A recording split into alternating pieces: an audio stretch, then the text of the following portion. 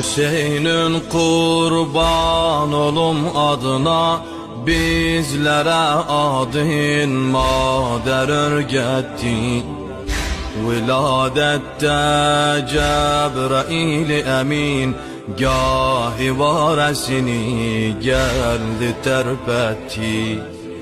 Veli bilmem Kerbela'da niye, sinesin boğazın şimre görsetti. Maadallah Allah'ın kanını töktü ehli Irak ya Resulallah. Selam olsun kanlı leblere ki, istiden kurudu su kenarında. Diyerler su mehri Fatıme'di, kaldı ecnebiler ihtiyarında.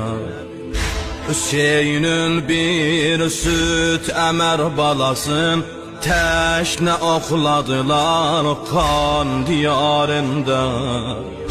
Yaralı kuş tek bilekde bala, çaldı el ayak ya Resulallah.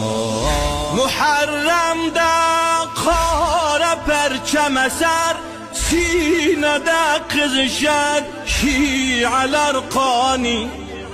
Dolan gözler Kerbela'ya bakar, katre katre akar her ciger khani.